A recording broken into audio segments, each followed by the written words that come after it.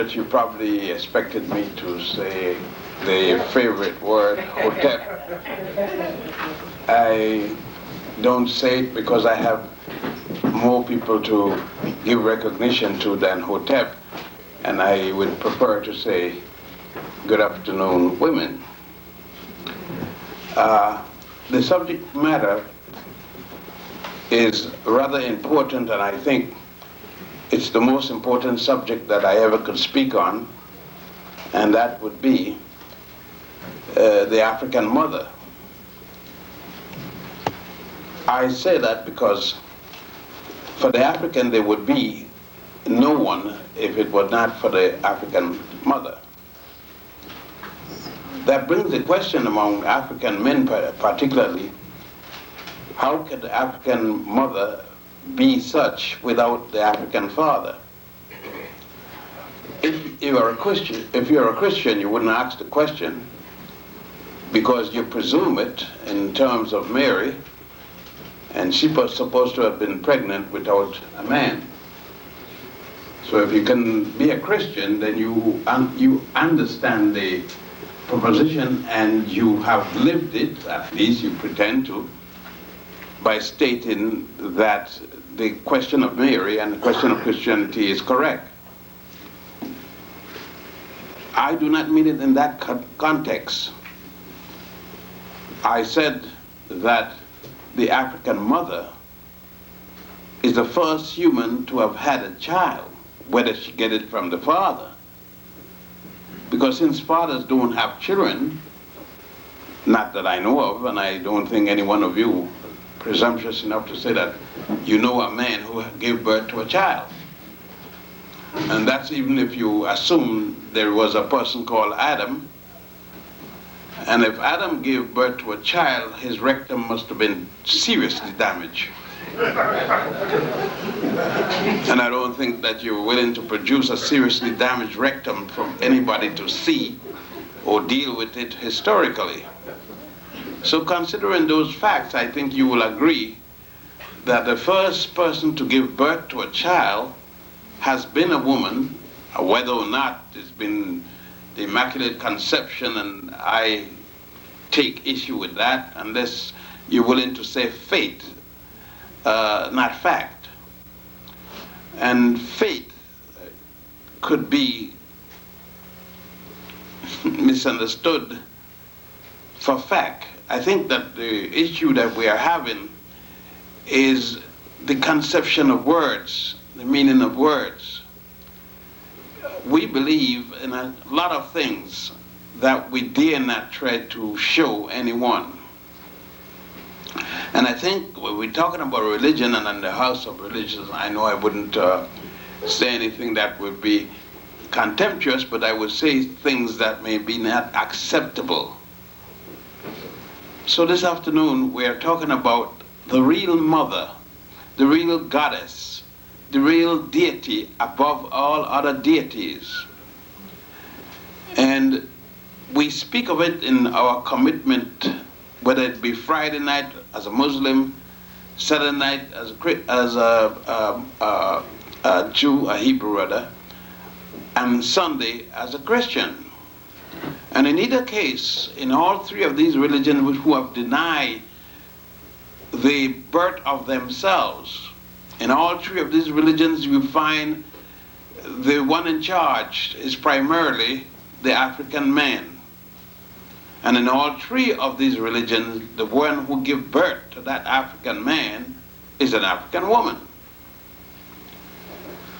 Thus, I've taken the position that for me, I remember now in this particular case I'm speaking for myself, for me, the deity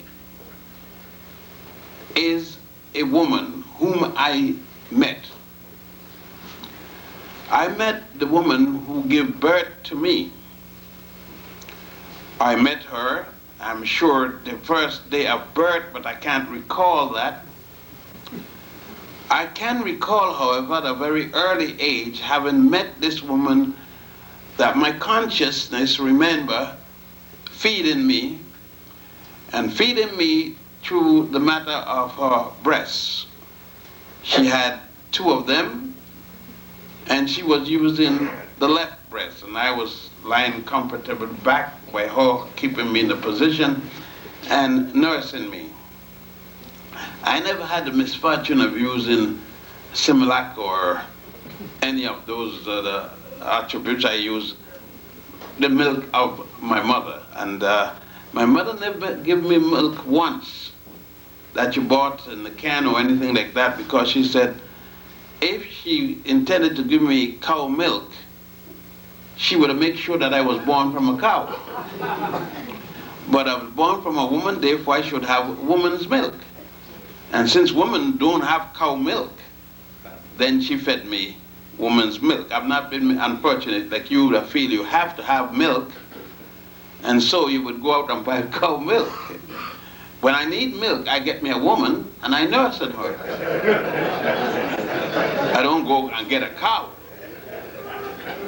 because I don't think you see anything in the matter of a cow on me.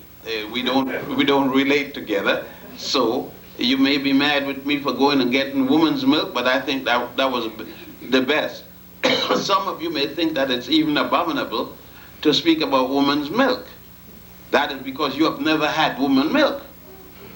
You're born from a cow, so you went and got cow milk. I born from a woman, so I got woman milk when I want milk. All right, so since we understand each other, first we have to make it clear. If you know any man who have given birth to a woman or a man or a child, then you can stop my discussion, because I would not be telling the truth. I maintain that women give birth to every man on earth. And if someone knows somebody other than a man on earth, a man elsewhere, please state it now, and there will be no need for me to speak. I will continue, since I don't think that there's anyone that crazy to get up and say that they know of anything other than the woman who have given birth to man on earth. Since we don't know of man anywhere else, then my position would be rational. You see, most of us have not had much of reading with respect to women other than in our slavery, in our colonialism, I should say, and which continues. We're the best dressed up slaves I've ever seen. All of us consider ourselves not slaves, and we will argue the point. Then I said, since we're not slaves, let's act like it. And I don't think that you're willing to act like it, because you can't act like it, or the United States will show you by virtue of pulling out our armed forces. And I don't think that most of us, I wouldn't say all of us, most of us, I don't think would be ready for physical combat against the United States. We don't even plan it. We don't even think of it. It is a remote concept in our mind that we will have to ever one day stand up against the United States. You ask, why don't we ever challenge the system other than talking it? Because we're not ready for it. And that's why I listen to many statements, and I listen and listen again and continue to listen, because nothing is going to happen. As I said, I don't go to marches. I don't go to marches in front of embassies. I don't go to marches any of those places, because when I go to a march of that nature, I don't expect returning to my home. I don't expect anything, because if I ever find myself there, I find myself with the equipment to get me to where I expect to go to the end. So I don't attend. And then many of my friends don't understand why, but I guess I explain it enough in my meetings with them. They just not paying any attention to me and figure, well, he's joking. And so the question of the female of the goddess, you will notice that the men who write these things down and who have written them in the past and control writing them now and will seem to be doing it in the future, establish in what is called the sacred and most holy documents that which he controls.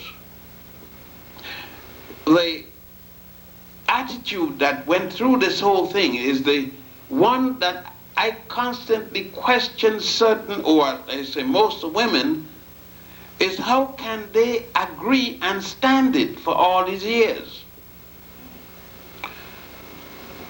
I want to know, how can a woman accept that a man gave birth to the first child and that there was a man named Adam who gave birth to Eve by virtue of his rib cage? If the man had given birth to Eve through his penis, there would have been some logic to it and which I might not have contended. But through his rib cage, and there's no damage to his ribs,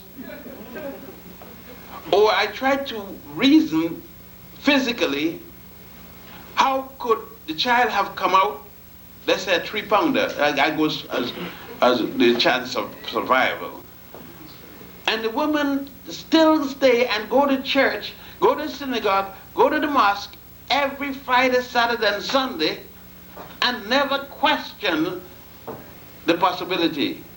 What is it within the gospel or any religious tract that tells her that this thing happened to the point that she can respect it? With all the women revolutionary movement going on today, challenging things that men wrote, why doesn't the woman challenge the Adam and Eve statement? I could give you a possibility of why not, and it's all based upon fear. Fear of being hurt one way or the other. It can't be hurt by pain, because if she's a mother, she knows what pain is, and I don't know more excruciating pain than childbirth other than death.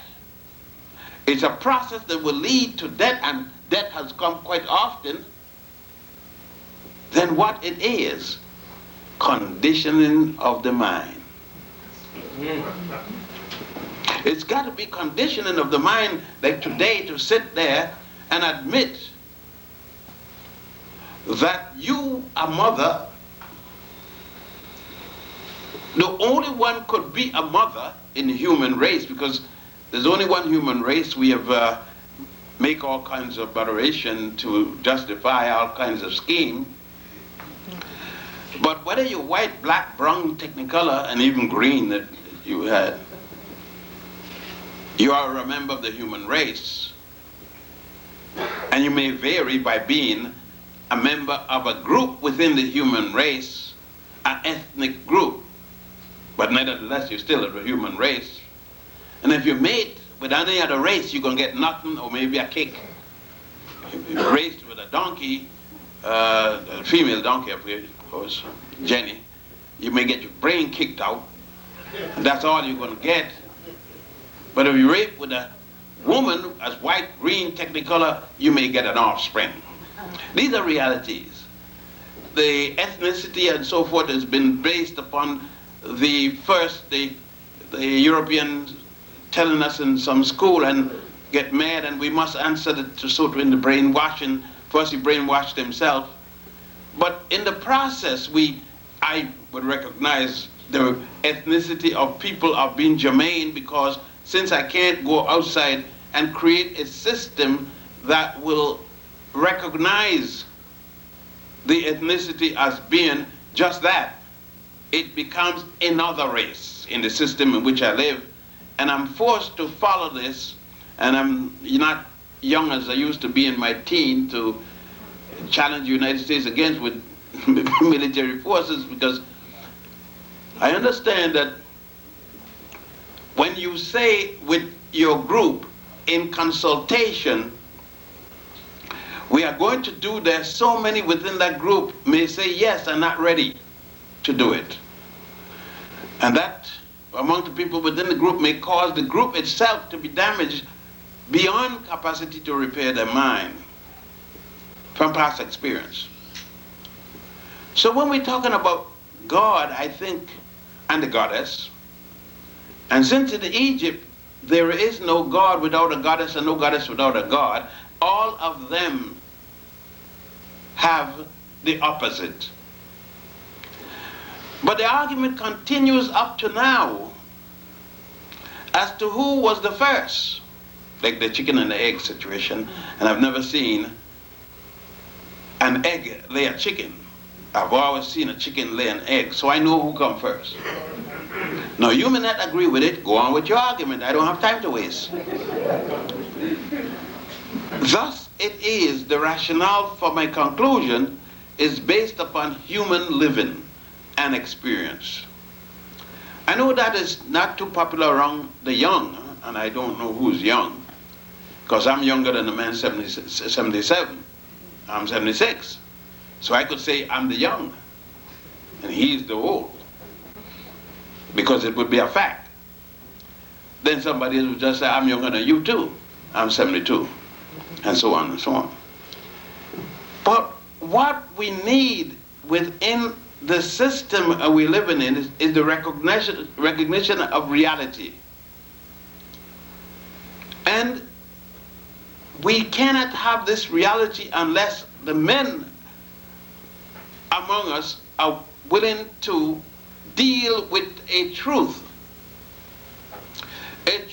of reality. We see constantly, even though we come forward as fathers and we brag to each other as such, we must accept, however, that as fathers we have not given birth to anything. As fathers we are not that unless a woman tells us we are the father. And she can say to us, you are the father, and take it away by saying you are not the father. Just add not with are. And you hear that if you get 6 or 7 marriage license, she wakes up in the bed in the morning and says, I'm pregnant. You can't say, good, you gave my child. She didn't tell you that. She said she was pregnant.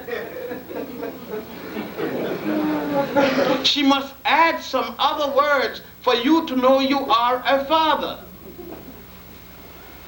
Because she can take them back in any minute, and the law will back her.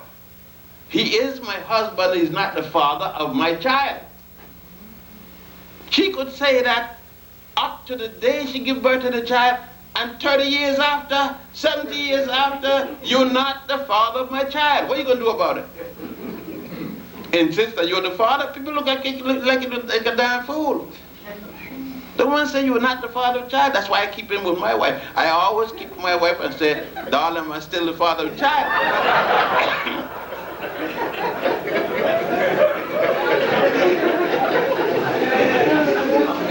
My wife would tell me, does the child look like you, don't it? And I always say, it looked like, but I got to get the approval from you. Because the Iceman down the block looks like me, very close. You could always find somebody look like you. And you can't prove it's your child, but she can prove it is her child because she gave birth to the child. So that make this manhood that we're talking about very weak. So if we have any reasoning about it, we will do what's right. Constantly ask her to validate whether or not you are the father, and she will say yes or no. When she said no, just travel. Take up everything and travel. Because you have no fatherhood. And that is true throughout our life, but with our ego as men, We will insist that we are. I always insist I am, because I check with her before I make the statement and get recertified by her. Thus, she is the goddess. She controls everything I do, and I constantly go to her to back check and find out if she is still saying, I am the Father. That's only time I said, I am the Father. And then look to her to see if she's going to revalidate this situation. Now, I know some of you will not do that, and then you are always up to the chance of being told you are not the Father. Then the frustration comes, you want to kill her, you want to do all kinds of things because you didn't ask her before you make the statement. You're going to assume that you're a big man. I'm no big man. I'm a little boy when it comes and asking her to validate this, because the fact is, she is the mother, and there's all kind of proof, including herself, but you are not the father in the same manner. You can only be the father when she validated and constantly re-evaluated. So the woman is the deity. She's the only one who can state emphatically she is the mother of the child, therefore the deity. If we look at it, there were times when the ancient people along the Nile validated that there was such a thing as sperm and different things like that. They did it because they were able to perform autopsy. It was not until the 19th century that the European could validate his fatherhood, or that there was a fatherhood, because it's only then that he knew what a sperm was, or sperms. It is only then that he knew there was something called sperm that commingled with something called ovum, which produced an offspring. However, he couldn't find an offspring other than in the woman. It's in the female. These are giving you all the logical explanation for the deity. It's only in the female does this situation happen, that the sperm comes down from the scrotum. That's what you would call that connected to the male, between his legs, behind the penis, connected to the top of the penis. That is the scrotum, and it is there that the sperm is manufactured, it's made. It then is released down through the shank, goes into the one fallopian, the tube, and then in there, the intersection is made with the woman's ovum. The fertilization of that, for the first time, starts what is called a baby, an infant. And we could go down to the sperm meeting with the ovum, cause that element of humanity. In the woman, not in the man. A child does not come out of the man. Sperm comes out and meets the ovum in the woman. It is only when these two things contact each other that a baby is created. The element of a baby is created in the woman, again in the woman. Therefore, she is goddess. She is God. She is everything dealing with the human being. Now,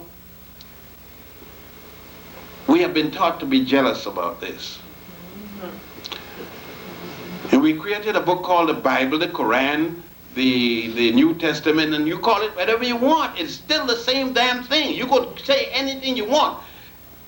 Quran, Bible, and all them don't mean a damn thing without the woman being at the top. Fear, jealousy, all kinds of these things come in our mind as men, because we've been taught that. And we've taught to suppress the woman. We've been taught to show her that we got power, and some of us even get killed showing her by slapping her, kicking her, beating her up, and then here comes the butcher knife in our chest. Shock kills us. We die before we die. The shock blow our brains out.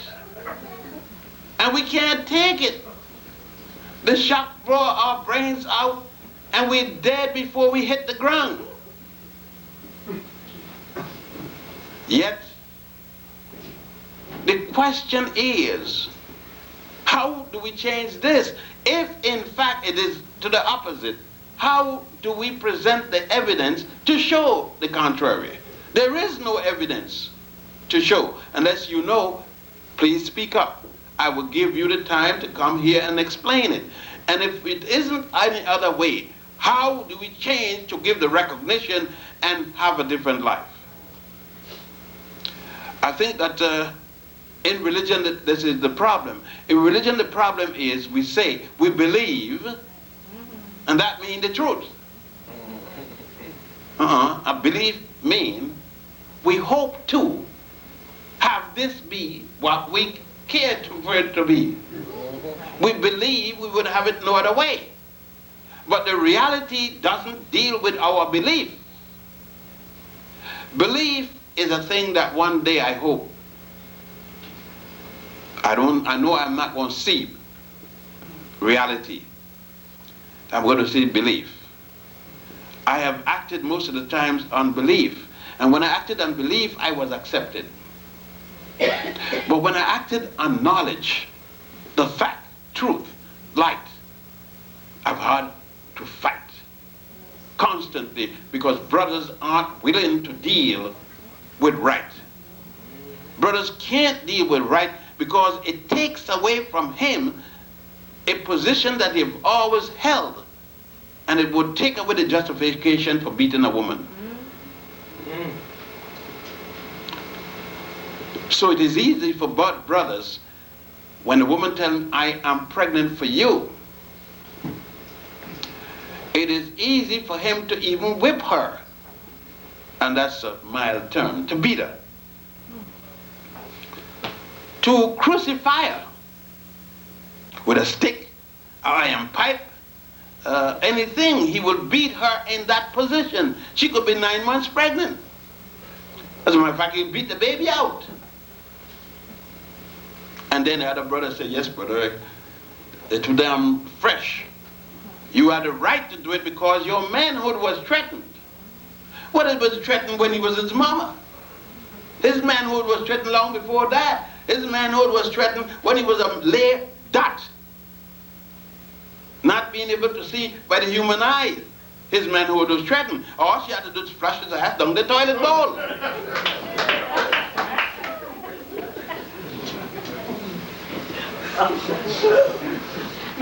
You see, we never give it a thought because most of us don't even have an idea of the relationship of a baby, the father and the mother. Most of us don't have any idea of how the sperm is transferred to the vagina and goes in its sacred place, the womb. We have no idea. Most of the mothers can't tell you or can't trace the reproductive organ, much less the fathers. I've met many young girls in their 7th, their 4th, their whatnot month, and they don't know how the baby got in there. How it came about, how the sperm came in there, but they had all kind of sexual contact. It's a little deeper. Had no idea how she got pregnant. How it happened. She knows a penis met a vagina, and that's it. She knows she had some fun. And she's going to have a child. She's going to be a mother, but have no idea of how she's going to be a mother. She don't know how to get a mother, therefore how could she know how to, she is as a deity. And she can't deal with it because the church, the synagogue, the mosque have told her quite differently to make the man telling the story be the one that passed the child.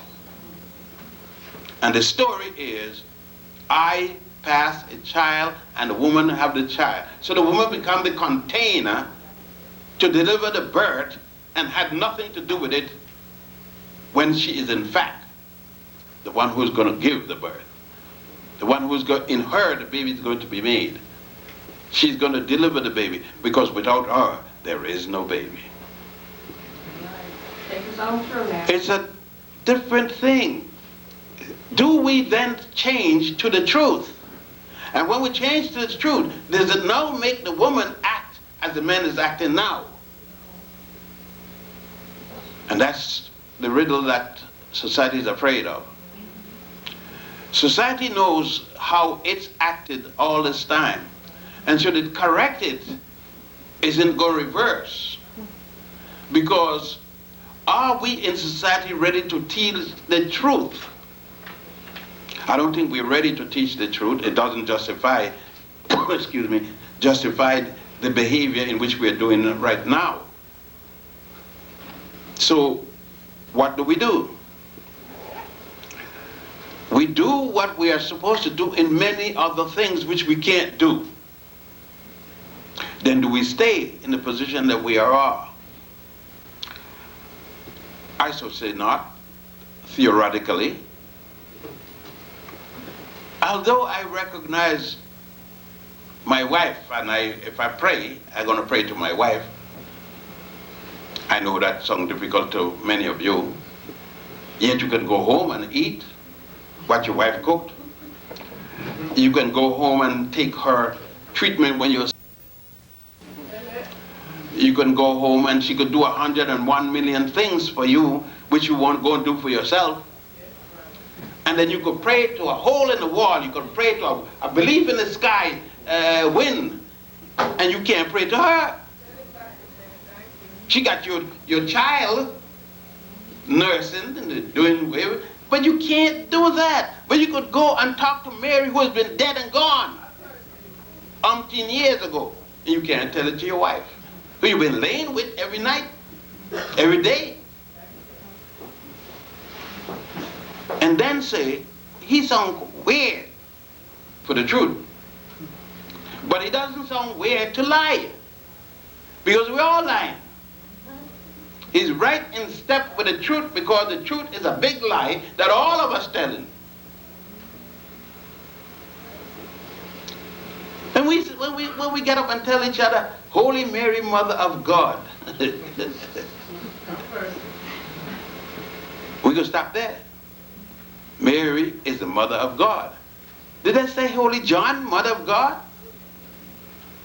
Did I say Holy Joseph, Mother of God? I said Holy Mary, Mother of God, Mother of a man. We call Jesus Christ. And then we say that woman can't preach in church. She could be the Mother of God, but she can't preach in her son's church. It's rough. We got a lot of changing to do. And I don't like to me because you know you are not ready to change that. I'm just telling you about it. Women ain't ready, much less men, to change it back to the truth. Because women are afraid of what men are going to do.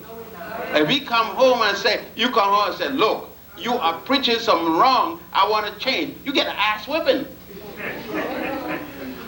Be ready. And I don't want to get killed. But God wants you to be ready for when you got to start changing things, and which is now, which is yesterday. Because if you don't change it now, you're going to have to change it sometime, or your child going to have to change it sometime. Because the world isn't standing still. And all those ancient things that we thought are changing. That's why when young people tell me, but I'm younger, I said, I'm in the same world with you. Though you're young, I am here in this world with you. And I'm not sleeping. Sometimes I do sleep, but I'm not sleeping now. I'm speaking to you, and I know the fact that you know, and therefore we're in the same world. Don't tell me the damn nonsense but different generation. I am here. When I die, then tell me about different generation. And these are the things that the concept of the deity and woman as the deity has to, we have to go through this. I'm sorry, thank you. We have to go through this. And we have to go through the questioning, and it's going to be a very serious thing for you to go and tell your girlfriend, your mother, your other female, these are these things. And let us deal with them to right the wrongs, to right the world, And it's going to be difficult to even tell your best friend, your twin sister, or your mother. Because your mother going to first out of shock. What? You can't be talking because Eve. And you say, what about Eve? Eve, we got to correct too. But she says, Adam gave birth to Eve. You say, how, Mama, how? Well, how, Mother, how? And Mother may not even know how she got pregnant. Now how she going to tell you how Eve could not be born from Adam when she doesn't know how pregnancy comes.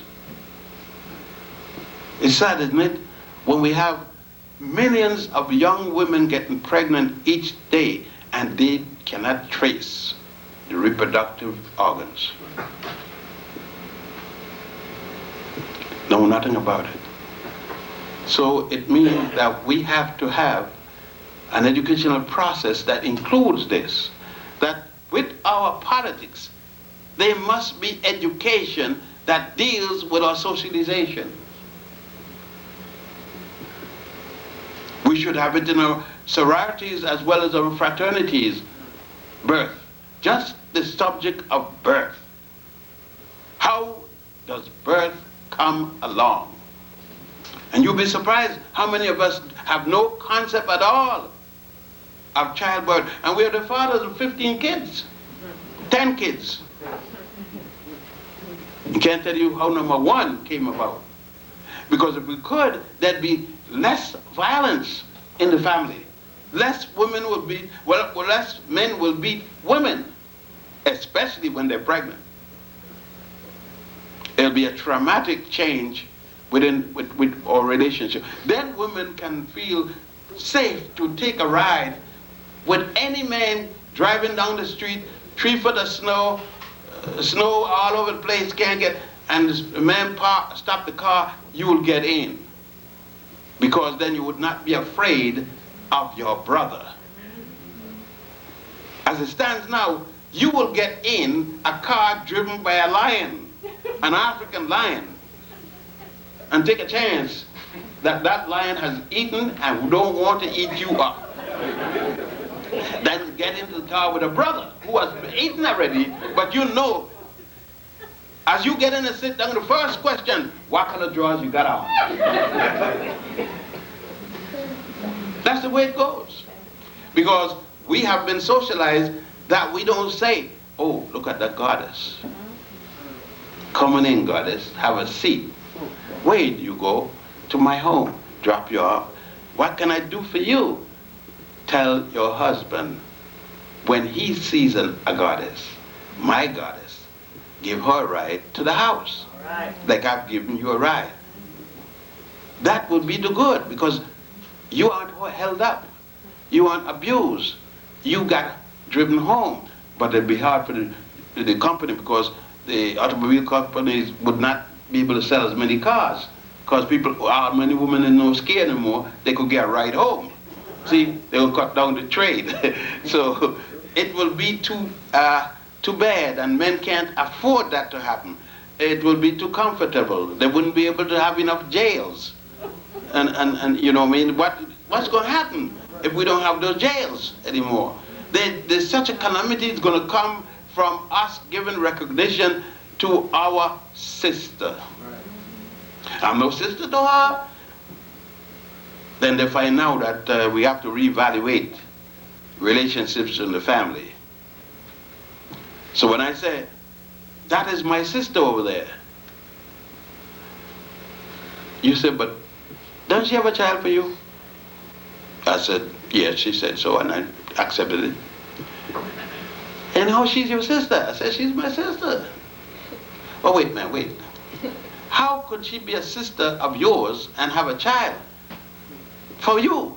I said, because I have a child with my sister. Man, something got to be wrong with you, brother. You have a child with your sister, then you rape her. I said, no. She voluntarily had sex with me, And we had a child. But how is she their sister? I says, brother, she is my sister. All men go with their sister. The relationship I'm speaking about is not the same in the context you're using it. You're talking about the relationship of man and woman sexually as against we are sisters biologically. Sister and brother biologically. And there comes the problem. We have established words. We've given meanings to them, and we decide that that meaning can never have duality purpose. It must be only one word way. So unless we can come to the fact of recognizing that the woman who is my wife is equally my sister, if we could see the biological relationship equally and above sometimes the sociological relationship, then we would understand that even my wife is my sister. If I could see that my wife is a woman, my sister a woman, then I could understand treating her differently with respect. Because I'm not going to beat up my sister, not normally. Then we'll beat up my wife, but I wouldn't beat her up if she's sociologically and biologically my sister. That's a little thing I guess we got to... What I'm saying in general, that not only is she my goddess, and she don't... What we are afraid of is that she will have something over me personally. But my goddess could be, when my goddess stay there with my child in her hand, she has certified to me I am the father of that child. It doesn't change her status as my goddess. But she may not be the goddess that gave birth to me, but she's still my goddess. And if she gives birth to me, she's still my goddess. What I'm trying to say to you, why can't we refer to the woman as the goddess?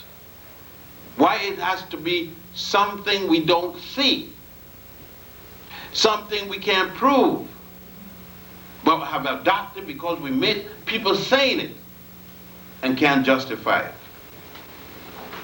I know it's going to be difficult to you to make that step, if you're even going to make this step, because the ego that we have built up from others who have given it no thought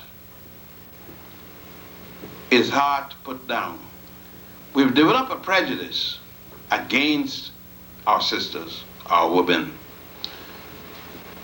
And we've been comfortable with it. We've built a whole world with it. But we know each day that there's a disadvantage to the sister, the woman, the wife, the girlfriend, whatever name you want to use to it. But don't we lose a lot by not dealing with what's a fact? And the fact is the greatest truth there is. A fact is a reality that happens and you can't change it. So then let's adopt the truth to validate the fact, to express the fact of one to the other. I know this is going to be difficult, but the difficult I love. The easy thing I don't love. It doesn't stimulate me, doesn't do anything to me. I fall asleep. Like something to keep me awake and action. Speaking of, and I'm going to close for the question and answer period. My wife is right now physical in Chicago, I think. That's where she's supposed to be. She's there with my daughter and my son-in-law. Their son-in-law had a heart attack and he's got over it, and now my daughter's been operated and she's going to be the nurse. Again, she's the goddess. To feel this, my daughter called on the phone and she said, 2 weeks' time, you're going to be up here to take care of me. I heard the same quote when I was in the extension. My daughter told me to go on the extension. My wife immediately said, "What day you want me to come?" I said, "But let me see what I got to do." My wife never asked the question what she got to do. She had nothing to do. Suddenly her calendar went blank. And there was only one thing to do, to go to her child, who was up there with her husband. She didn't need her mother. There are all kind of nurses in the hospital, all kind of doctors in the hospital, all kind of workers in the hospital. But immediately she was going to her daughter. I, the father, well, let me see what day I could get up there. It was a question of time and convenience. I knew it. And after I sat back and I said to myself, gee, it's time and convenience. And yet I know I have made these changes and I've accepted her as my goddess, but it hasn't been long, and I don't get support from the brothers. I don't get support from my father. I don't get support from anybody for this to lock into me deep enough. But most of all, physically, biologically, it didn't lock. It is not in my clock, but her clock locked in. It was locked in the day her mother conceived her, and her sexual status, it was conceived. It was just slowly developed more and more until she gave birth, got pregnant, gave birth, then it was able to practice. Psychologically, she's different. She's a different person psychologically. She's prepared, she's born into this psychological realm. I didn't.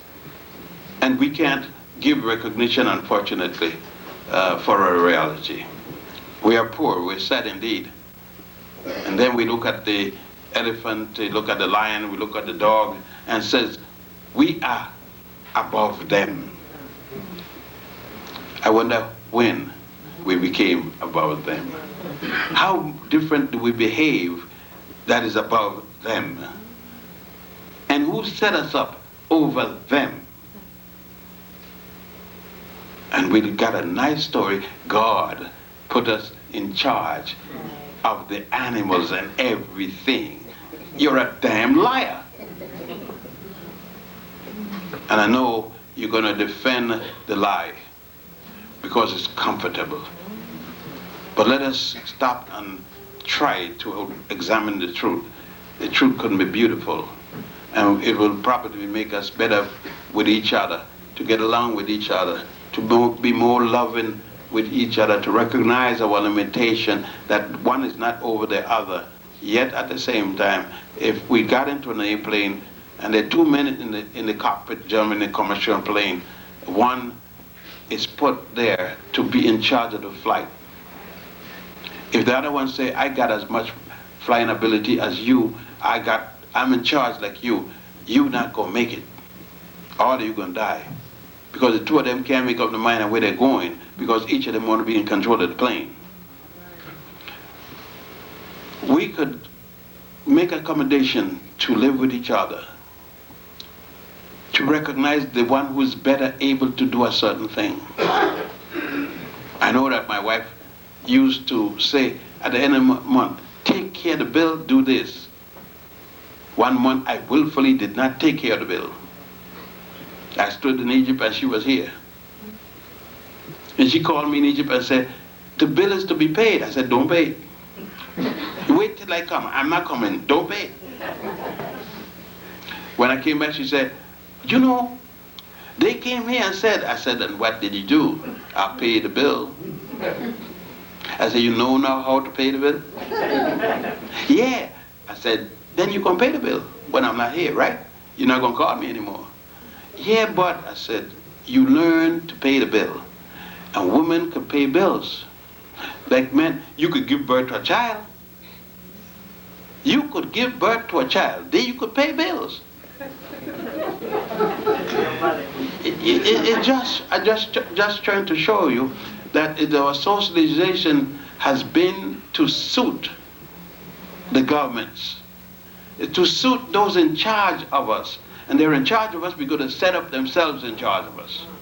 And they're going to be in charge of us as long as we don't prepare our children with that concept of all that I've just discussed with you tonight. So, I say, God loves a goddess. Thank heaven for goddesses.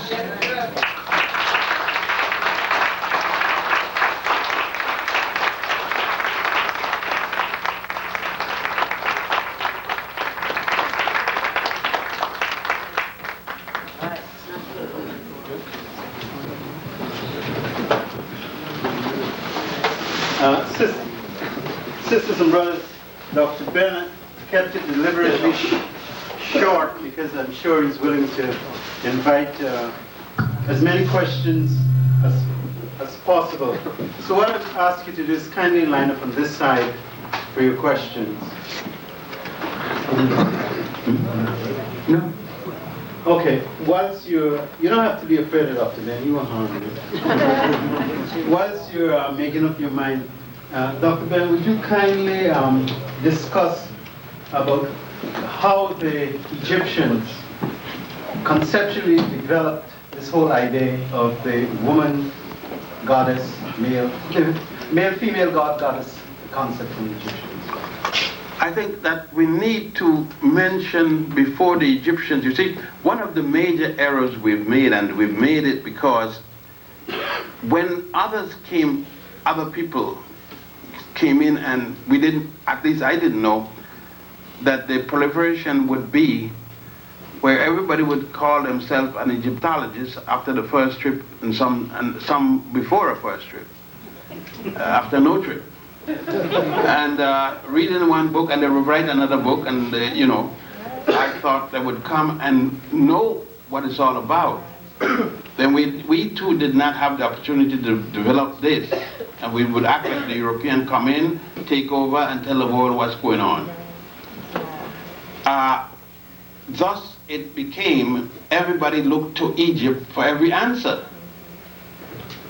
But Egypt was the last nation on the Nile. Egypt is at the end of the Nile, not the beginning. But the Egyptians themselves, like the papyrus of Hunefa said, we came from the beginning of the Nile, where God happy dwells. Beginning of Nile. And then he goes to describe it at the foothills of the mountain of the moon. Kilimanjaro is mountain of the moon, also Renzori in Uganda. All along the Nile, the indigenous people, the African people, spoke of these things before, thousands of years before there was an Egypt. And they developed various beliefs about them until they got down to the Nile. I mean, to the end of the Nile, Egypt. In Egypt, they wrote a number of works. And in those works, they give answers to the deities, male and female, god and goddesses. And gave each part, for example, in all aspects of morality, there is a goddess who is in charge. For instance, goddess Ma'at, which everybody uses all the time in this society as if they know that goddesses. And in everything they say, Ma'at. And all Ma'at is in charge of justice. Nothing else. Nothing else. So that if Ma'at herself wanted to do something else, she had to go to another goddess or another god. And that's what I mean, is when we get carried away and we don't want anybody to tell us anything else, because we come in and establish our own value and we get in trouble. I really refer to Ma'at. I only refer to Ma'at when I'm dealing with certain things in justice, personally. So I may call upon Hathor, Heteru. I may call an Aset. ISIS, depending on the situation. Like I always tell people, when I die, I'm going to Asset. And they say, why? Not Ma'at. I say, going to Asset. Ma'at isn't in charge of me. I said, my body, spiritually, is going to the womb, is going to the, I said, the twat, I said. And one sister the other day gonna correct me for the word twat. Right. She said, it's dirty. I said, maybe your twat is dirty. But I said twat isn't dirty. And she said, well, men always say. I said, I don't care what men always say. I'm saying what is correct. And there's nothing wrong with that unless you know it's dirty. But she said, but men, I said, there's a correct word, twat. It means the female organ of a woman. And she said, but, I said, because a man said a thing is dirty and it's bad, don't mean I have to say, although I'm a man. If it is correct, then I'm going to say it. I don't care who don't like it as long as it's correct. She left, of course, with a question of mine. Right. Is it correct? Is it true? And because men condemn it, and she never, I think that young lady is now in a quandary because she can't deny that it's a proper word. A twat is what the woman was first called. And it's in the books, the twat. Because men stupidly condemn it, doesn't stop it from being the twat. There's so many, as a matter of fact, it was because men had aspersions about it. As men now stupidly have all kinds of aspersions. She may eventually get to feel more appreciative about her own body. Regardless, I said, because if you don't, and just depend upon what men say about your body, in their fear, it's fear. It's fear that has us. Why is it that I can't go to the bathroom when my wife is in the bathroom? I go to the bed with my wife, I have sexual intercourse with my wife, but I can't go to the bathroom. And she goes and locks the door. Now what is it about my wife I don't know? She's afraid that I see her when she's menstruating. And the reason is, we have decided there's something bad. There's nothing bad. I had to go to restrain myself from cohabitating with her at that period. Now why can't I be in there? Because we have conditioned ourselves that something is wrong. Now, during that period, there's nothing wrong with me. Right? But am I not going through a cleansing period also? Yeah, I'm going through, but you see, we have identified that symbol with something bad because we are the gods. And we make the decisions. And they stand the decisions in spite. And so they got to do all kinds of things. Some society, they can't even be in the same room. Something wrong with them. And we have that all packed. And we make them accept it. Some of us say at that period of time they're sick. Some say they're going through the curse. Ah, yes. And we ask why we fight. So it's going to be a big long problem, but it's going to come. And I'm not looking for any god or goddess or anything from the air to justify it. Our human behavior is going to force the action on us.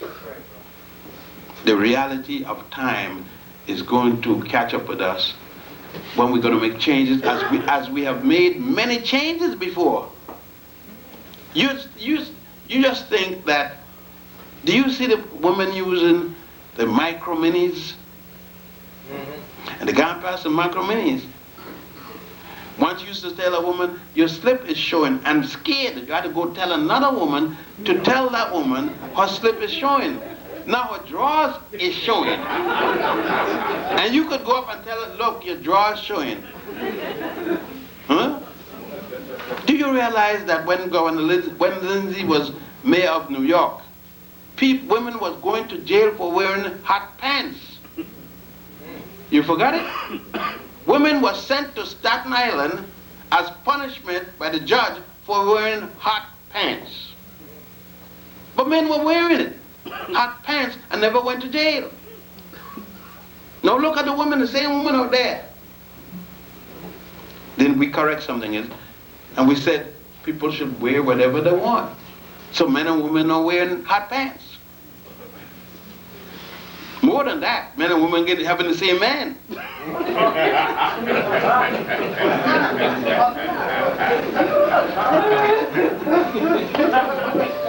Now we got to make an adjustment like that. So you see, it sounds funny, but when we consider that the many things that we do contrary to human habit and consider it's okay, we need some adjustments because we don't show any attention to ourselves. We're always watching the neighbor, what the neighbor is doing wrong, but we don't watch each other. We don't say to our companion, let's check over ourselves, what we're doing, and say, let's check down the list and see the things that we're doing wrong. Yes, Dr. Vince, are you saying, like, as far as male and female are concerned, that you have the gods and you have goddesses, but the goddesses are a higher deity than the god? I didn't say anything like that. I'm just trying to be clear in my mind. I didn't use the word higher yet. Well, what they are the gods and they're the goddesses. And this task is the one of the goddess.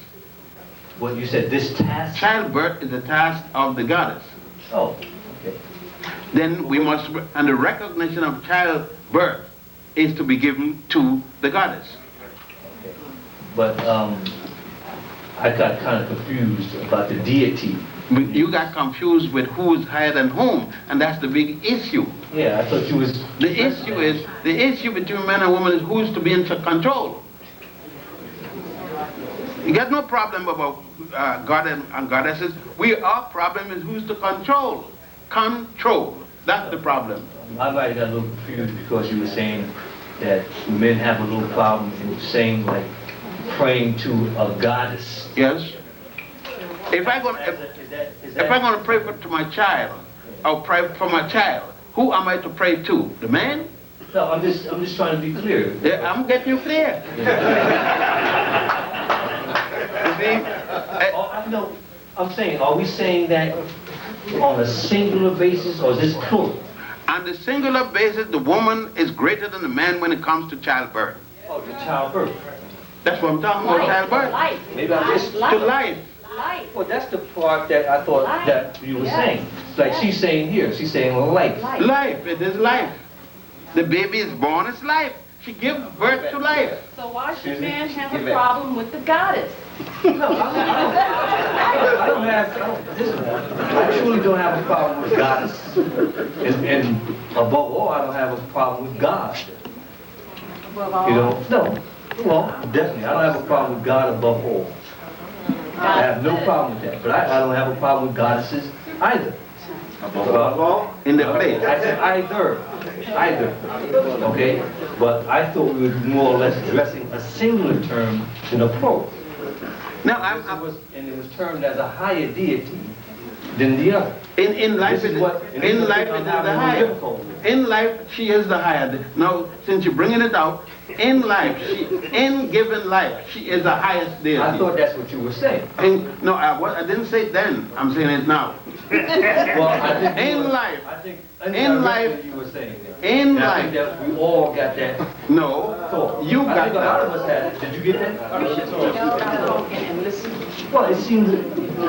But you can't say what I didn't say. If you ask me what I said, like now I will clear it up. And now I'm going to add highest. She's the highest deity in given life. Okay, if all life, that's male and female, because She gave birth to all. I'm just saying you have male and female characteristics in everything in life. And Okay. And? You're saying that the female characteristic Give has a birth. Wait a minute now. I'm clear that she gives birth. I don't have any problem with that. okay. Okay. As a female characteristic in a deity, and that female characteristic deity is higher than a male characteristic deity In giving life. in the human, Don't change it in giving life. in giving life. All right, now, that's it. No, in giving life, I wouldn't agree with that. Because we can have no babies. You know? We can have no babies, you know? That's all I say all night long.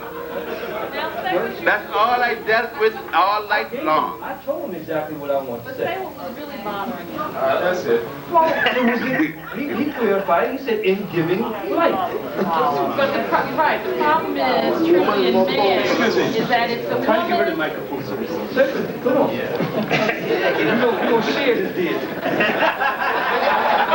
Up here, where there is a problem, even though we're here and we're talking about the life essence, where the woman is goddess, and where men in general, men as saying the mother with her son, her daughter. And if it starts with the husband and the wife, and the husband can look to his wife as he would to his mother and know that she is a goddess, for giving her birth, for giving him life, then he should too look to his wife as he would to his children, to one day become gods and goddesses. So therefore, I'm saying also, where we're coming into the power struggle, which I'm hearing here, because I think he's got something underneath that, saying I have a little problem hearing this, saying that the woman, I'm just saying, this is what I'm picking up, and I could be wrong. I'm like Dr. Ben, I think you're adding something to it. Now, I just said, did we pick that up? Well, this is what I was picking up here listening. And not saying that it is true here in this case, but maybe some people are thinking that beneath it all, when you're saying giving acknowledgement to the woman as goddess, that's a very strong word, very powerful. And to look at my mother, my grandmother, and all the other mothers before us, they are truly goddesses, because without them, there would be no life. And the male in our society today here in America has changed that whole concept. That's why we have a problem dealing with now, and I'm not saying you personally, hearing the word goddesses, lifting the female up, very high above the male, and then it's saying, okay, me as a man, where am I? Where do I fit? You're still there. You're still there, brother. You're just uplifting that woman above you to say, this is life. She represents life. She's the sun goddess. She is life on the earth, the planet.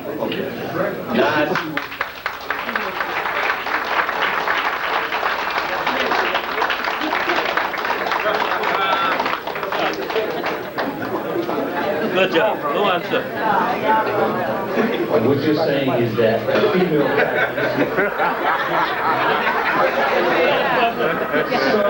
life is life. And the sun is life. Give it back to Nelson. No, we don't want to leave without doubt. Because your side of the deal, you said give it back? Because he has, yes, he has more knowledge than I. I'm speaking from personal experience, and I'm speaking I'm here. giving my humble opinion. This is my Right, humble opinion. and I'm sharing with you. Excuse me. I was just saying I was sharing here with him. I'm not trying to take anything away from Dr. Ben, or I am adding to. And it's not just an understanding for yourself or for all of us here in the room, because your opinion is very important, and your understanding of what was said here is very important. That you, all of us, walk out of here with a clear understanding as what was the message here. And sometimes we're going to hear things, and with all of our different beliefs as a child being raised and reared here in America, in this state, a lot of us are very confused, and that's why I said your mother. If you look at your mother as a goddess, okay, your grandmother, and every other mother before them, it's not saying that you need a man. Of course you need a man to fertilize the egg, to make it a child. They But call that man, artificial assimilation. well, we're not, that's another But you can't, person. They're not God. You can't do that without sperm. That's not God. Well, see, that's it again. If we all realize the creation of life, and we all realize that it does take two, in this case, we all, it's just saying, I'm saying personally, in our society, and here in this society that we live in, and other societies where the white man has come in, he has taken away those things which were rituals to us, in our family, in our cultures, and the woman who was once cast very high in light has now become a shadow beneath the man's foot. Talk about that. And when the woman is trying to be lifted up here, as we're hearing today, in the word, again, I say God is a very strong word, is not to make men, gods, feel left out. It's to say, we first have to uplift our women and recognize them as such as goddesses in order for us to also be pulled up. Because we do work as a team, but also saying, I don't know how, and if anybody has a problem, especially our children, if we can't walk out of here with an understanding that when we go home tonight and tomorrow and the other days to come, that slowly, as Dr. Bennett stated, we have to slowly transform ourselves from things we've been taught. And it's hard. It's hard breaking a caste that you've been born into. And it's all the castes are the same. We all fit the same caste. So here we're trying to break out of something that's not ours. It was shaped for us. Right. And we were poured into I it. agree. Because we weren't born. I agree what you're saying. Because we as people, you know, we weren't born here in a void. Everything that we got as people, we got from the suggestions of this Caucasian race. We didn't get it from anywhere else. If we got it from our parents got it as a reflection from this Caucasian race. So I agree with you, 100%. I was just had a little difficulty in the part of saying, right, exactly, in saying, was this a singular or plural term? Because I heard it singular, and I didn't hear the other part plural, as God and goddesses. And then he clarified a little bit more, and I might be wrong again, I'm gonna ask him again. Because he said something, I think, about she's still a deity higher than men. If you recall, Higher. if As a you goddess higher. if you recall, I explained to you equally the movement of the sperm from the scrotum. I explained it. I know that. Okay. Then, if you heard that, I said, in childbirth, she is the greatest of the deity. In childbirth, I specify in this case where and why she was the greatest in childbirth. And I said, do you know of any male who can give birth to a child? Then if no man can do it and only a woman can do it, she is the greatest. And be giving birth to a child. But what am I talking about? And giving birth to a child. What did I say? I agree. I agree. You can't listen. I agree. Thank you.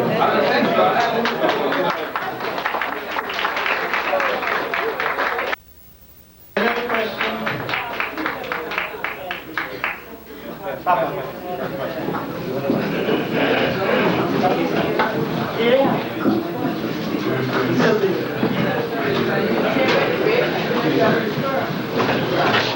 Dr. Ben, Yes, sir. you were speaking about a point where the woman psychologically kicks in. There was a point where you said that she gets to a point where she's ready, she's psychologically ready, it kicks in, it's there. I don't understand what you mean. Kicks in. You got to explain that a little more. Okay. I think you were talking about the point where you went to visit someone in the hospital. When his wife went to Chicago and it just kicked in when she said, when you want me now. Right. It's like it was there, and for you said it was convenience and time. Yes. My question is, what is it in men that can, or what can contribute or enhance men to get to the point where we kick in? You can't. You can't.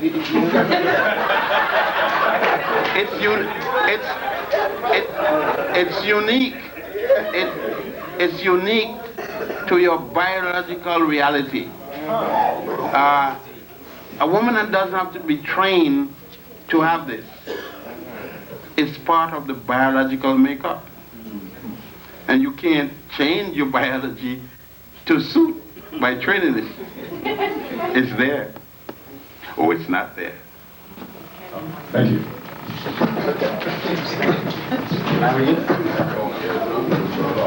Dr. Ben, you have a question?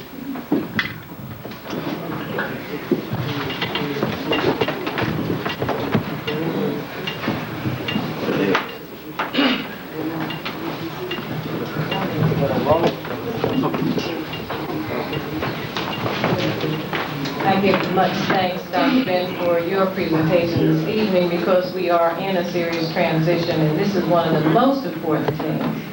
What I would like for you to do is to possibly, because I think what you're saying is there is a balance, that the woman is the highest in terms of life. So the men seem to still be trying to find out what it is that they're about, that puts them high.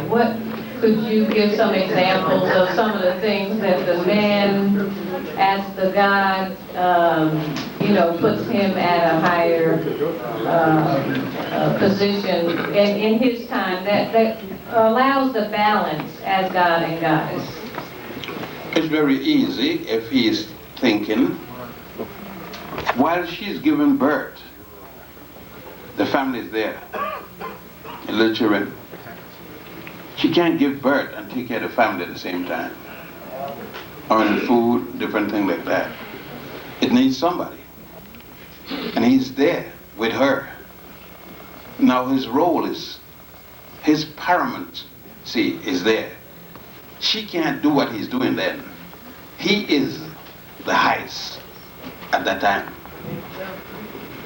To provide support for her. To provide protection for the life. To survive her maintenance. Complementary. She is highest here, he is highest there. Together, they make a couple of one. All right.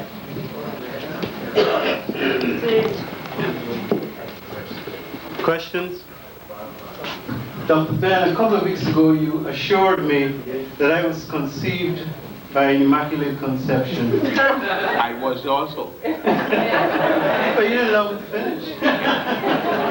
No, but seriously, you assured me that I was conceived by an immaculate conception and I came here as a result of a virgin birth. Now, I think that part of the problem living in a male-dominant society where you have European supremacy is this whole concept of God being female. How can you address the question, or how can you shed some light on the fact that will start to help us to accept that this male God concept is not all there is, and long before there was a female?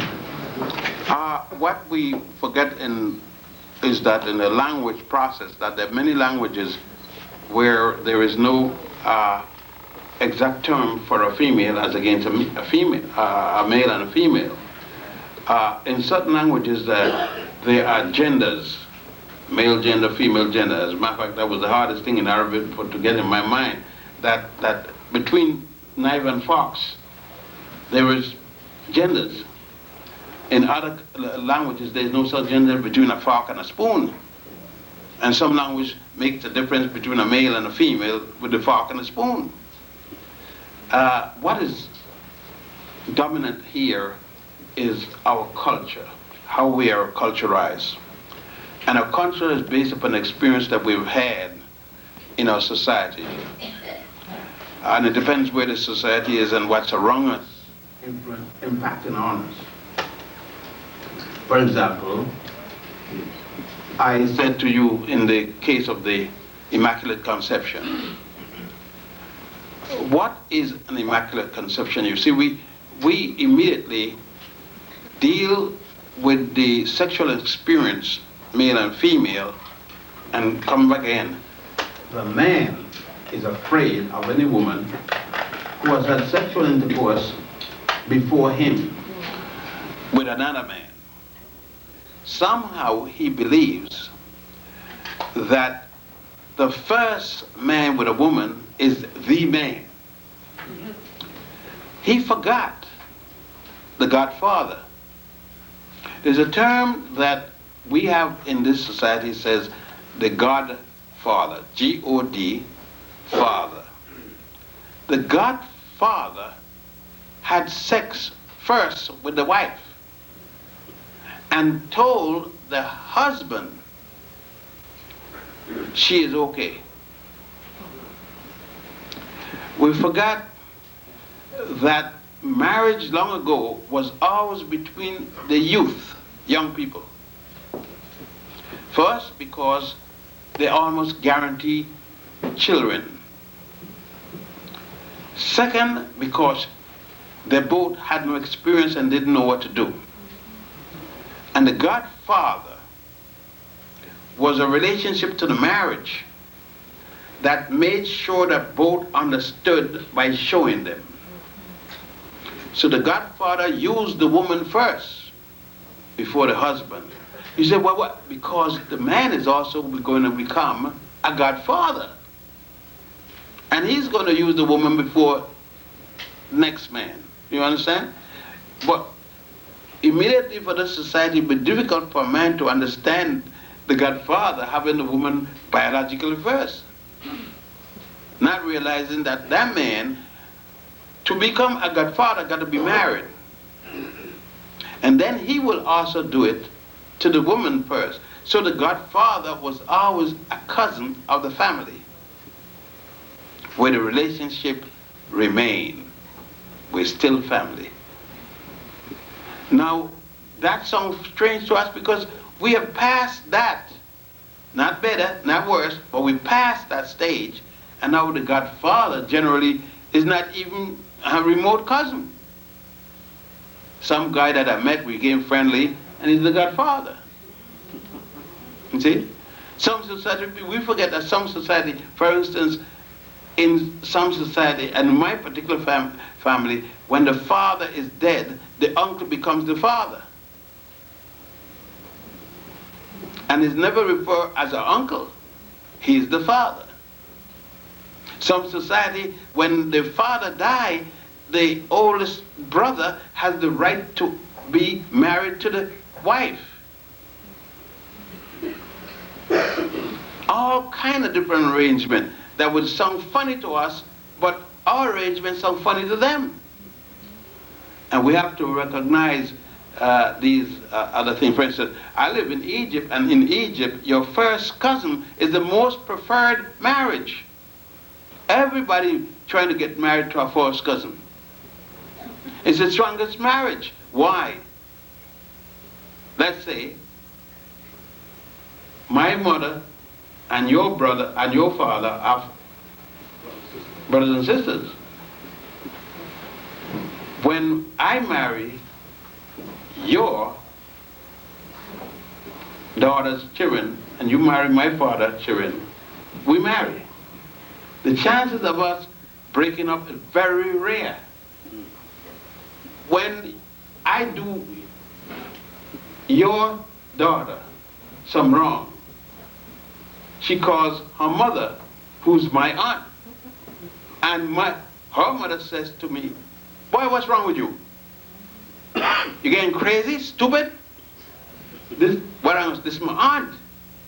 No, Tanti, she mistake. And I call her father, my uncle. Do you see? The marriage is not going to break up because your aunt and uncle, her uncle telling her what to do, my aunt telling me what to do. How would we marry? Look, is it money you need? I got money, the family got money. Is it this you need? They got it. What are we breaking up about? You understand? That's why in let's say in Egypt, although you could, here is how I could divorce a woman in Egypt. I divorce you, I divorce you, I divorce you. It's over. I go down to the court. That's all. With one witness, I said, I divorce you, I divorce you, I divorce you. And if the vow say, I give you 25,000 pounds or 10,000 pounds, or I give you the 10,000 immediately, we divorce. We divorce. We go down and register it to the office. We divorce. But we got to wait 90 days in case you're pregnant. We will see in 90 days if you're pregnant or not. And you can't touch nobody. That's it. But why it doesn't happen, only 1%, I think it's 1% of a percentage. It's just, that it doesn't, why doesn't it happen? I mean, look how easy it is. Because, number one, my family gonna say to me, you divorced my niece. Why? That's your first cousin. Why you didn't call us? Why? But before we get there, you see, she's going to call, or somebody's going to call. It ain't going to happen. Because the family's going to take care of it. It is nothing could happen that the family can't take care of. They got money. If they ain't got it, they're going to call everybody to get it, to get the money. Do you understand? So it doesn't happen. It does. The Christians and the Muslims got different safeguards, but the Christians can't get divorced. There's no divorce. Christians can't divorce. So you marry a stock. You could get an annulment if something before the marriage, which you knew in the marriage would have stopped the marriage from happening, that's annulment. That's annulment. But I'm just trying to say the safeguard why it doesn't happen. And we will consider it strange. But when we look into it seriously, we'll see the strength in it. And that's what I'm all saying is, what I'm saying is strange to a lot of us because we've been socialized into accepting the woman's status as below the men.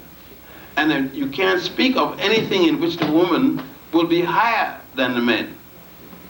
See, remember long ago you had 90% of the teachers were women, but most of them had male principals in the school.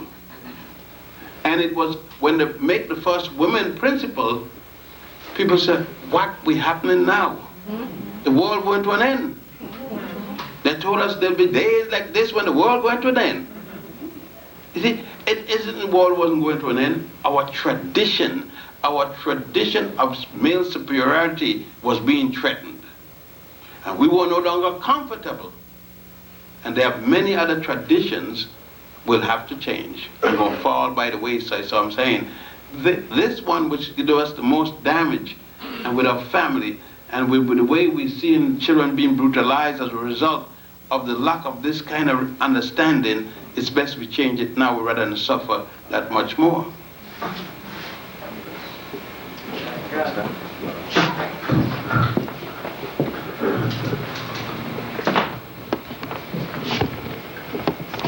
All praise to you, Dr. Ben. Thank you. Now, you said Egypt is at the end of the Nile. Yes. Okay.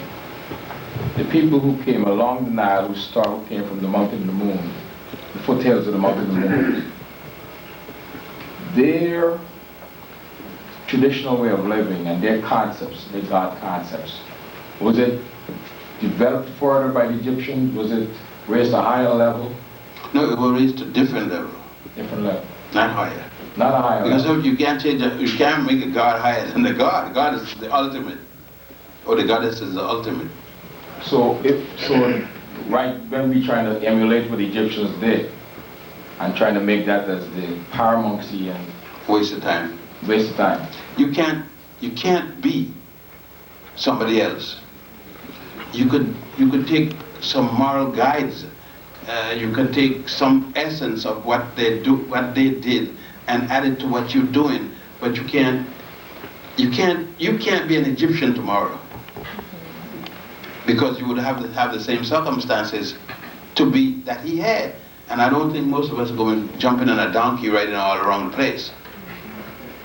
Most of us aren't going to put on the clothes. Most of us aren't going to have remember, to be the Egyptian of the first dynasty or the 20th dynasty, you need the same roads, the same buildings, the same everything, and you don't have that, and you're not going to it.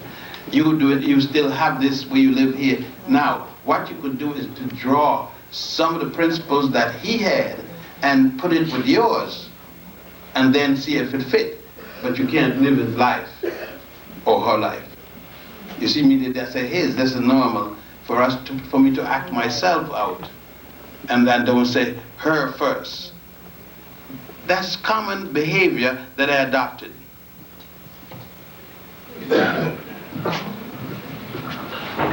Dr. Ben, I just read this week in Archaeology magazine that the Europeans have found a 3.5 million year old humanoid in West Africa now, and they're saying that the East Coast is no longer the cradle of civilization. Can you expound on that? I didn't think they're going to find out all kind of humanoids all over the world. And I wouldn't be surprised if I find one in China, New York City, Paris.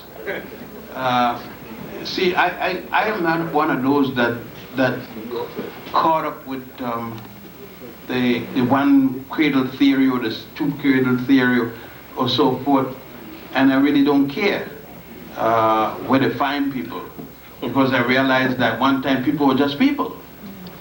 And I am not one that believed that man didn't move around and find himself from place to place, and man move in the little boats that float, the little boats that more than float with a sail, and who knows where he went. So I'm not surprised if they did it. I was surprised to find one in New Jersey, this specific place we had in the morning. See, what we have to do is free ourselves of the restriction, free ourselves from thinking, and to realize that the fact that racism exists in the world today does not mean racism control what was yesterday. The fact, you see, I always realize this, and it's hurt us a lot when we travel. I said once, I will never marry a white woman.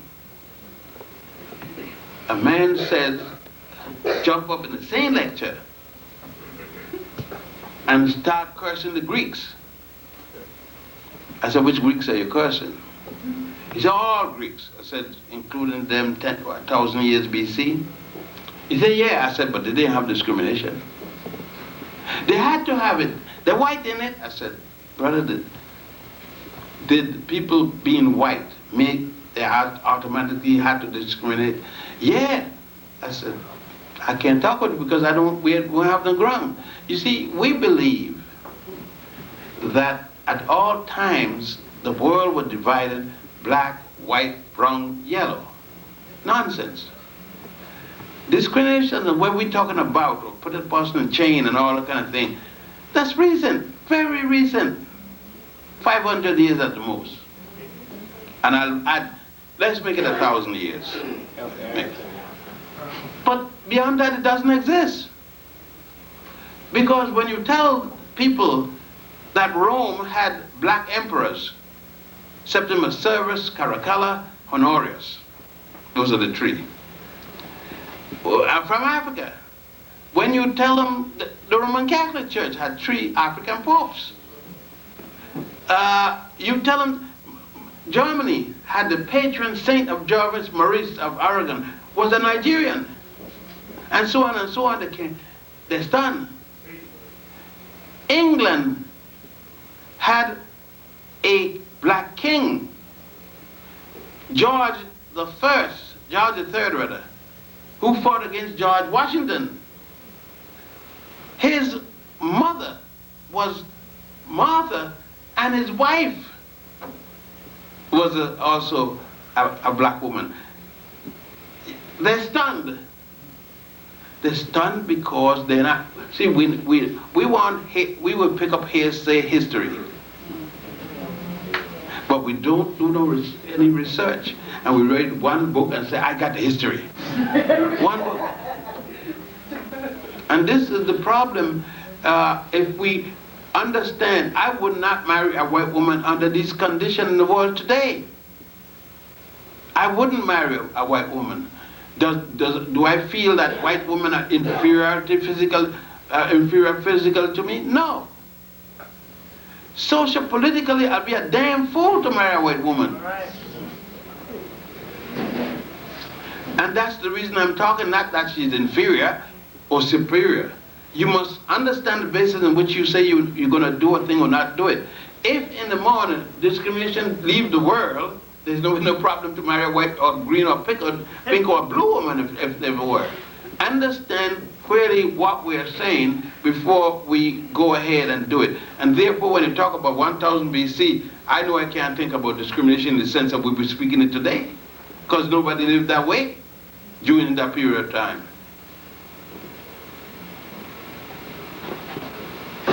Yes. Question? Question?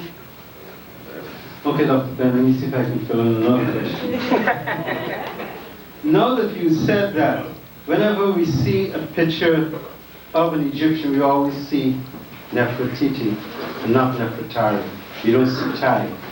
Does that fit into what you just said with regards to the racism? That's why the ancient Egyptians were often married to Asian up until the 1000 BC. And why not before were they married to Europeans?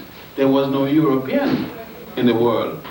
The first time we had to hear about Europeans would be when Greece came into being. And that would be about 1000 BC. The first time we had to read about it is when Homer wrote the first European book, two books, the Odyssey and the Iliad. So we don't know of Europeans before that period of time. But since they became Europeans, the Greeks, the Egyptians and other Europeans married them.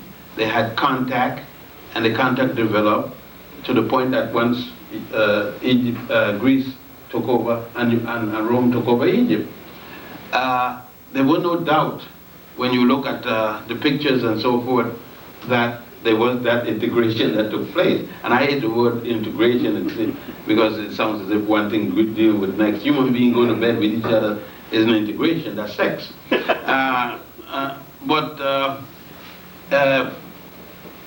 Whereas today, until the situation come back, amicable as it was in those days, I would be the last to support it. I have to understand that if in my living it changed back, I would say, well, now it changed back, I support it. And these things have to be taken into consideration when we make our evaluations and when we act, and otherwise we'll be being incorrect in our position. I need to make these things clear so there be no doubt, no misunderstanding of the things I'm saying, because the other day I was supposed to have a family in Paris. A blonde family with some little spotted children. I heard the news, and I was at the University of Georgia speaking, and I knew a young lady was going to challenge me with it, so I got up and I said, now before I go into speaking and there be any problem, let's discuss my wife in Paris. And I said, my wife in Paris is darker than anybody in this room. And they were stuck. And they know what I'm talking about. I said, the rumor going around that I'll marry a white woman in Paris. I said, well, if I marry a white woman, boy, I ain't gonna keep her in Paris. I'll bring her here with me. I need her. Well, that got rid of that rumor. So that's why I said, I know that I would not, in my own mind, be rational to marry a white woman because I wouldn't be able to carry her anywhere. Being who I am, I would have to be able to defend her, and not defend my action, because when I do it, it's already what I want to do. So that's why I tell my children all the time, do not marry a woman you cannot defend. Or do not marry a woman, I won't marry a black woman whose reputation doesn't suit me. You know, like I got a car, my daughter in Chicago, and her husband both got ill more or less at the same time, and they had, I gotta say, they had two Volvos. I can't afford one. And they couldn't sell one of the Volvos that they now move in Chicago, from outside of Chicago. And they wanted to get around. They couldn't get the money for it, and they called me up and tell me, I'm sending you a Volvo. They say a car. And then I said, I asked questions about this car. Is it broken down? What happened to it? And she said, no, Daddy, this car is in perfect condition. I won't tell you all it's got in it. So I said, okay, I'll take the car. So she said, about 7 days. So I came to Jersey to pick up the car where they said I should go. And I saw the car and I said, what am I going to do with this car? And my wife already told me, bring the car. And I got in the car. It was warm and everything was good. And I'm looking around and sunroof and all kind of things, stereo and down there. Well, I carry the car. I'm now driving the car. What happened to the Granada? The Granada, I had a car. Remember my Granada? This would have been the 15th year.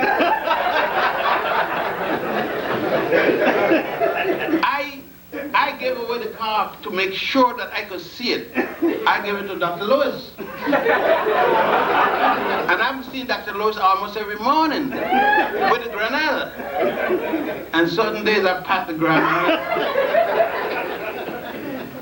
But when I heard this car, they bought it for $29,000. I sit down in the car, I don't feel good in it. I mean, it's too good for me. But I can't give away the car because it's given to me by my daughter and my son-in-law. But I'm just trying to show you what customs could do for you. I would never have gone up there. My other daughter had given me a car once, the Continental, Lincoln Continental. I sold it. I just couldn't adjust to it. It wasn't me. I was embarrassed all the time I jumped in the Continental. I haven't developed embarrassment yet for this.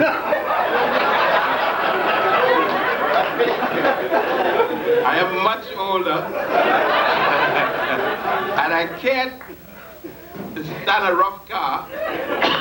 So this is quite You're moving up. Well, Sister Kepper said to keep it. I'm learning to deal with it, but I don't know how my daughter has settled out then with all this luxury. I mean, it's way beyond the way I think a ride to the airport should feel, because that's as far as I'm going with it. But I understand that changes come hard. We get accustomed to things, and it becomes comfortable to us mentally and physically and otherwise. But then become painful to others. And with the way our women are suffering, and the way our children and the welfare and different things like that, we got to accept changes. We got to make changes. And that's what my lecture today is dealing with.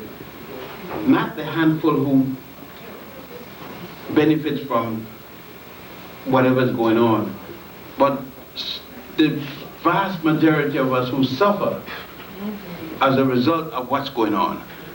It has to change.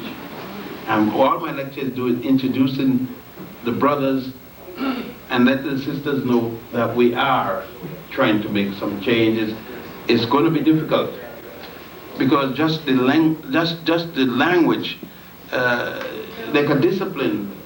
If you're in, let's say you're a physician and you walk in here as a physician, you could do anything you want that a doctor can do to a patient. But you're not going to get a dentist to cut your hand, but they're a physician. You're not going to get an ophthalmologist to fix a cancer in your stomach, you're going to get him to work on your eye. It's the age of specialization. It doesn't mean that in emergency that either of them can try, because they have had some experience in all parts of the body. And that's what we need to recognize, is the time in which we live and the realities of what we have to do. If we could recognize those differences within us and that we use, we could spend a much better day without $1 in our pocket. Dr. Ben, Dr. Ben, just based on what you just said, it just brings me to a particular question that I had an earlier discussion with a friend. But where was the origin of the white man? Where did he come from? Someone is claiming he comes out of Africa. He comes out the same place. He comes out of the same place people come from. Okay. I mean, I can't tell you where anybody comes from. I don't know. Okay. I'll be following what somebody else said. Right. Because I wasn't there right. when the first people came, if they came. Okay. They might have been, for me, they might have been people always. I don't know, and I don't see. I don't follow anthropology as in terms of the beginning of human beings. I don't follow theocracy as the beginning of human beings. I don't have any theory of how man get to the earth. All I know that man is on the earth. Since man is on the earth, how do I deal with him? That's the question. But how he come, I don't know. I can't give you an answer. As to red, black, green, white, or whatever man come here, I can't give you. I wasn't there. No, you just made a statement about Europeans appearing with Greeks. And we know where Greek is located. Mm-hmm. So when across from Egypt. Right, across from Egypt. So when one would tell me that the European, the Caucasian, he's in Africa. Some people are saying that. He's in Africa. Who has mutated? Do you believe in that concept? No, why haven't the African mutated from the European? We don't know. When we're talking about first people and whatnot, how do we know that we were first people? How come we weren't always here? Nobody knows. You're telling me that man came about 25 million years ago. Who was there 25 million years ago keeping a record? When you tell me about Adam and Eve, who been there and kept a record? These are theories, and theories are not necessarily truth or falsehood. It's theory. We can't prove it one way or the other. And those things I don't deal with to judge people. I would judge you and your behavior. The reason I almost said pissed off. With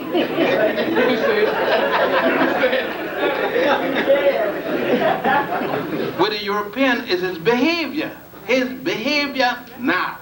His behavior as time man knows it. That's why I'm messing with him. His behavior is antisocial to all men. And I'm mad with him so I can't marry his daughter because the behavior. Now if his daughter and him change the behavior upside down, then I'll deal with him. Not because how was the first when he came? I don't know about it. I don't know nobody who knows that could tell me. And that's what we are doing. We're doing with his behavior and then saying that from the first day he came out, and we don't know the first day he came out. We know the first day we came out. And that's why I make these differences, and I try to, when I'm speaking, to start from a frame of reference that I can validate, not before.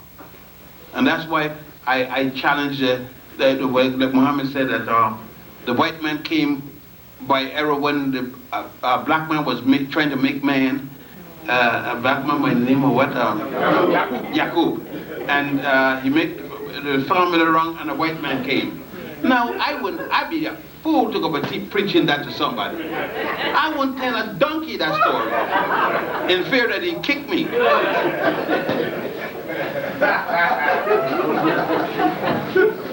Dr. Ben, in your one of your major works, African Origin of Major Western Religions, you gave the history of how these religions evolved. Now, the one thing that's common throughout all those religions is the male god. And I can't speak for anyone, but I think that there's still some questions of the superiority of this male god in some of our minds because of what we've endured for so long. And now you are telling us about the female or the feminine entity. What are some of the aids you can suggest for us to start detoxifying ourselves of this male god dominance? I think that in Judaism, I don't think, no. In Judaism, Christianity, and Islam, at least I know those three, in which they have the dominant God figure. Those of us in Judaism, Christianity, and Islam should start now, first of all, reading it. I would say 90% of all people in Judaism, Christianity, and Islam do not know even the religion. They don't know the religion, but they should develop. They got to study their religion and know what it's preaching. All of these religions preaches the dominancy of the male religion and give a masculine. They all three subscribe to the Adam and Eve story. All the three of these religions, and some that comes from them. Look at the starting. And God created. The first thing is God made a man and a woman, and sent them out to multiply. That's not too bad because He made both of them.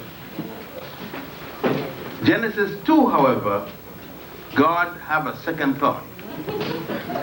He created a man and made a woman. Two different things altogether. One has deification, created, and the other doesn't. He just made. And He sent them out to multiply. Have sex. No marriage. The first one, they went to have sex and no marriage. The second case, it goes on to say, and the man knew his wife. Now, when they get married, how? Who was there? It couldn't be nobody there. Adam and Eve had nobody with them. God had to perform the marriage. He had to be the witness. Huh? You know, if I question that and ask myself the question, it's okay. Nobody else has asked. But I ask anybody else, they're going to be questioning me. Why are you questioning? Because it's a damn stupid story. And you ask me to be stupid to accept it. And I have a right to question it because it doesn't make sense. How many people are going to feel comfortably enough to even discuss it? That fear starts as soon as you question. You are asked to base your life on this, and you can't question it. How must I base my life on something I can't question or examine? And this is a major problem. These things that were said in any Bible or religious work, we can't question because what? God will punish you.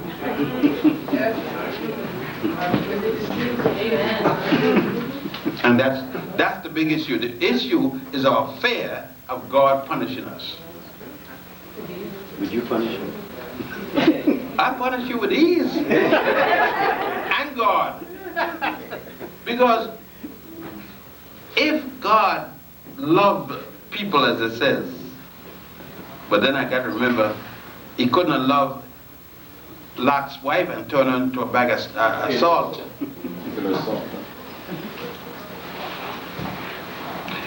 If we stop and look at, say, description of God and behavior, and then, did you read what God punished people who love gold, right?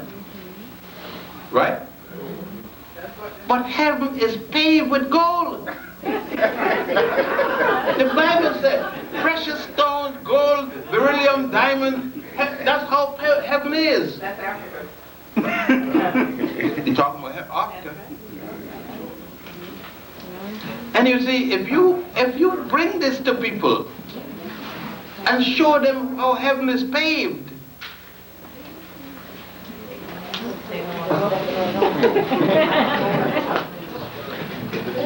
Dr. Ben, we at African Echoes have promised ourselves that after you come back from your trip this year from Egypt, and then you come back to African Echoes, we're going to have the red carpet laid out for you, and we're going to honor you beginning this year, 1996, and Dr. Clark, Professor Clark, by rolling out the red carpet as we should have done a moment ago. We're going to do that. I have a situation where it is incumbent upon me to find ways and means to establish some kind of program where we can educate our children to respect each other.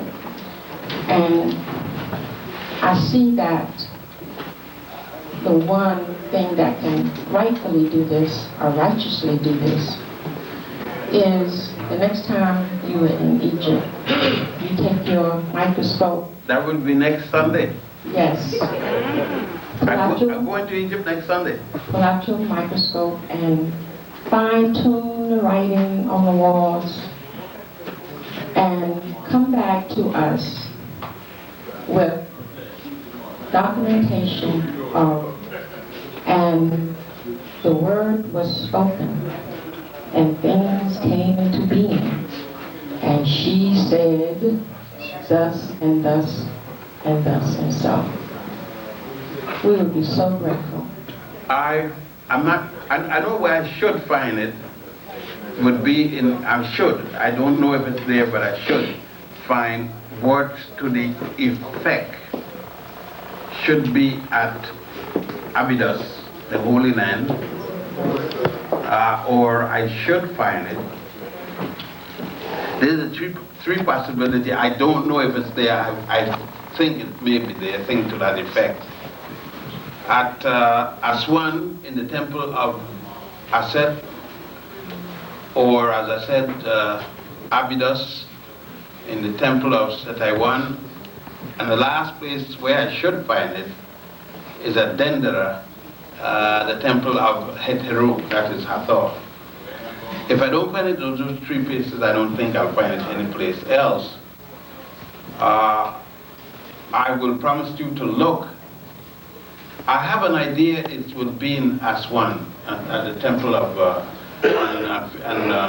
Ajuka Island, which is called Philae Island.